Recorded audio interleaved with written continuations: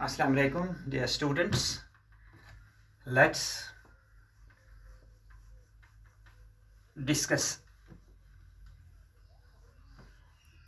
our today's topic, that is the scarecrow again. This is second lecture.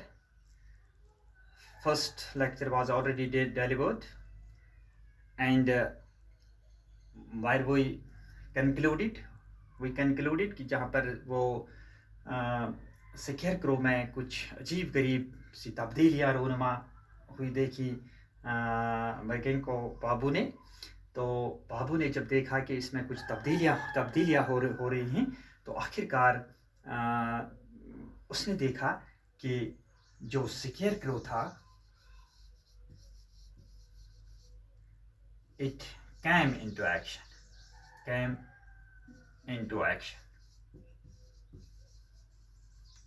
जब हरकत में आने लगा, it starts moving towards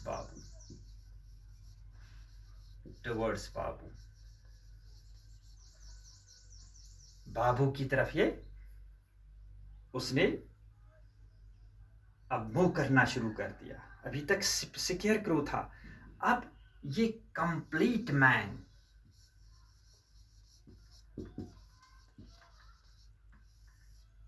as per his figures were concerned, it looks like a complete man, moving like a complete man, real man,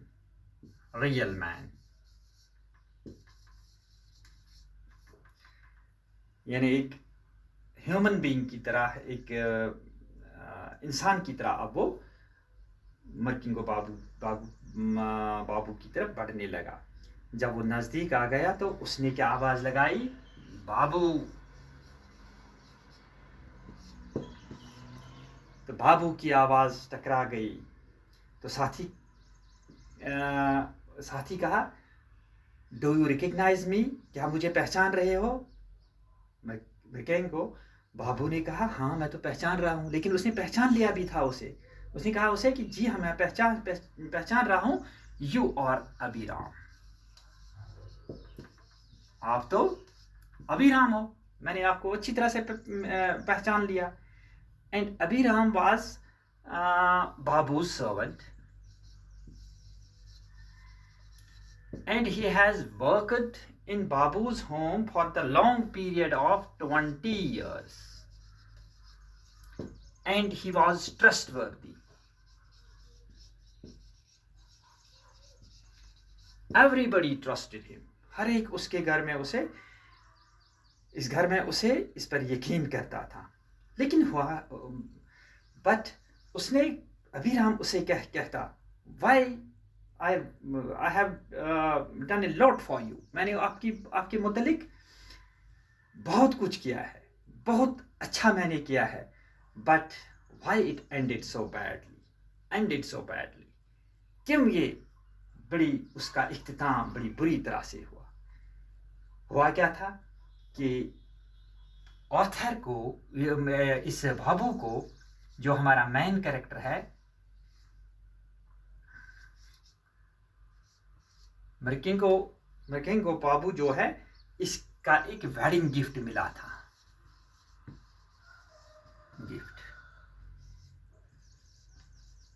ये एक golden watch थी।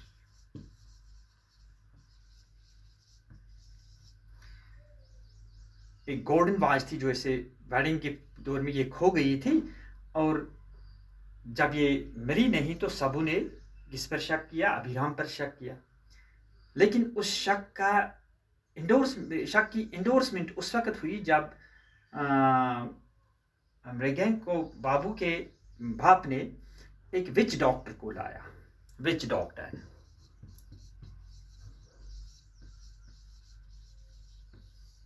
Doctor का मतलब है तांत्रिक, कोई वो जंतर मंतर जानने वाला, मैजिक स्पेल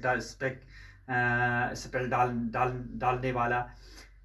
तो उसने मैजिक स्पेल डालकर एक विकर, जो थोड़ा इस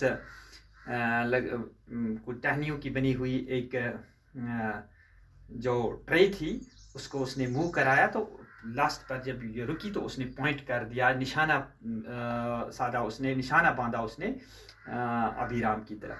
तो Abiram he was expelled from his job. Abiram को वहाँ से निकाला गया। जब अबीराम को वहाँ से निकाला गया, अब अबीराम अपनी बात शुरू करता है। अबीराम कहता है कि मुझे जब निकाला गया, लेकिन बड़ी बुरी तरह निकाला गया मुझे, हालांकि मैं इनोसेंट था। यही वजह है कि मैं यहाँ पर स्केरक्रो की सूरत में खड़ा हूँ और अपनी इनोसेंस को पेश करने जा रहा हूँ, क्योंकि मुझे पता है कि मेरा मालिक जो है, यानी मेरे गेंको बाबू जो है, वो आएंगे, मैं उसे अपनी इनोसेंस के बारे में बताऊंगा। तो यही वजह थी कि ये शर्ट जो थी, जो प्रिंटेड शर्ट थी, जिसके बारे में ऑथर, ये हमारा जो मेन कैरेक्टर है बाबू जो है, बार बार सोचता था, बार बार उसका ध्यान उसी की तरफ जाता था। दरअसल ये उसी ने खरीदी थी अबीराम के लिए। तो अबीराम उसी से शुरू करता था कि बाबू जो ये शर्ट आपने खरीदी, जब मैं घर गया तो वहाँ मैं बीमार हो गया, मुझे ड्रॉप्सी का मर्ज लगा। ड्रॉप्सी एक डिजीज है जिसमें पूरी बॉडी स्वेल होती है।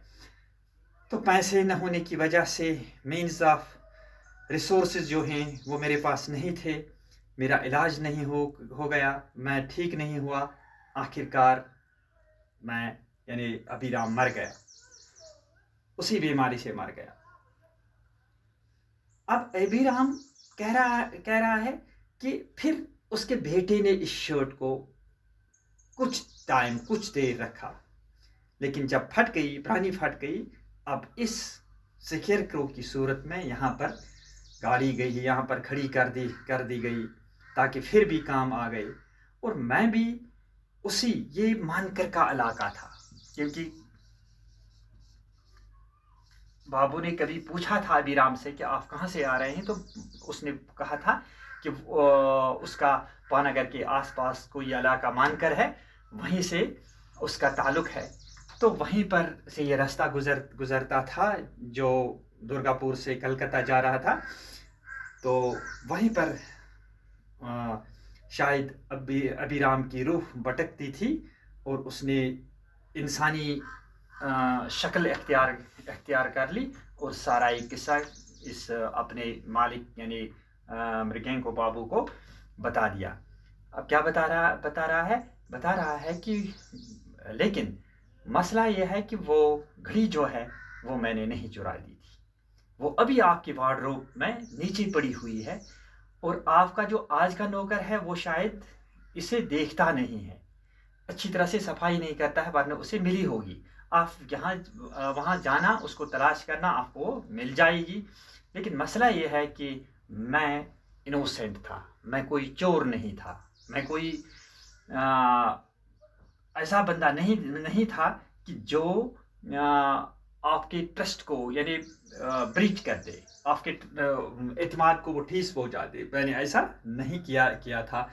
लेकिन अफसोस ये है कि मैंने ईमानदारी से काम कर दिया, लेकिन इसका इख्तिताम कुछ बुरी तरह से हुआ। मुझे आज तक सुकून नहीं था। अब मुझे सुकून मिलेगा कि जब मैंने आज अपने इस मासूम होने की सफाई आपके सामने पेश कर दी। अब ऑथर को जब ये बात महसूस होती है कि अबीराम बिल्कुल बेगुनाह था, तो वो इसके बारे में सोचने ही वाला था कि कुछ कहने ही वाला था। अबीराम की शक्ल कुछ हाजी सी बन गई, धुंधली बन गई, और इसी दौरान अबीराम वहाँ से गायब हो गया। तो इस दौरान सुधीर आता है। सुधीर बाबू को जो बाबू अपनी गाड़ी के साथ उसे कुछ नींद सी छा गई थी उस पर, वो उसे जगाता है। तो जब मृगेंको बाबू देखता है तो स्केरक्रो अपनी जगह पर खड़ा था।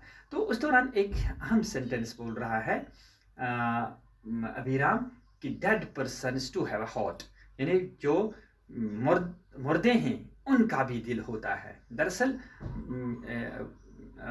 एक दो चीज़ें इस स्टोरी में हैं जो हम कहेंगे कि ये फ्लैट सी स्टोरी नहीं लगती है। एक तो ये है कि स्केरक्रो जो है आमतौर पर बात नहीं करते हैं, ये ह्यूमन शेप नहीं लेते हैं, इनका हॉट नहीं होता है। तो इस कहानी पर जो है ये रियल कहानी नहीं हो सकती है, इस पर बिलीव नहीं किया जा सकता है, ऐसा कुछ हम क्रिटिसिज्म में इस स्टोरी के क्रिटिसिज्म में हम बता सकते हैं।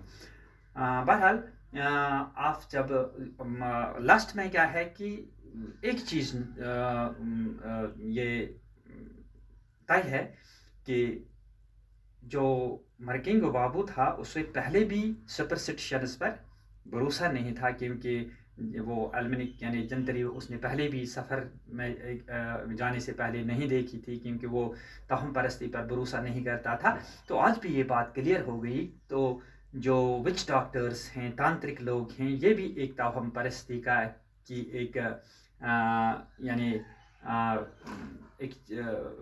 यानी ब्रांच है। इस पर भी उसे पूरा इसका भरोसा उठ गया। अब कह रहा है कि इसी विच डॉक्टर की वजह से मैंने एक अच्छे बाअसर और वफादार मुलाजिम से मैंने हाथ धो लिए, और उस बेचारे को भी परेशानी का सामना हुआ। शायद उसी वजह से यही इसकी मौत का बहाना बन गया। उसने कसम खाई कि अब वो इन विच डॉक्टर्स पर कभी भरोसा नहीं करेगा। ऑथर ये मर्किंगो बाबू जाता है और वार्डरोब को चेक करता है, उसे वो वॉच मिल जाती है। वहाँ पर हमारी ये जो स्टोरी है अपने इख्तिताम को पहुँची है। Have a nice day, thank you very much. आप टेक्स्ट भी पढ़ना, और टेक्स्ट में लाइन बाय लाइन आप जब पढ़ेंगे तो ये जो लेक्चर है आपको ज़्यादा से ज़्यादा इसमें फ़ायदा मिलेगा। Thank you very much.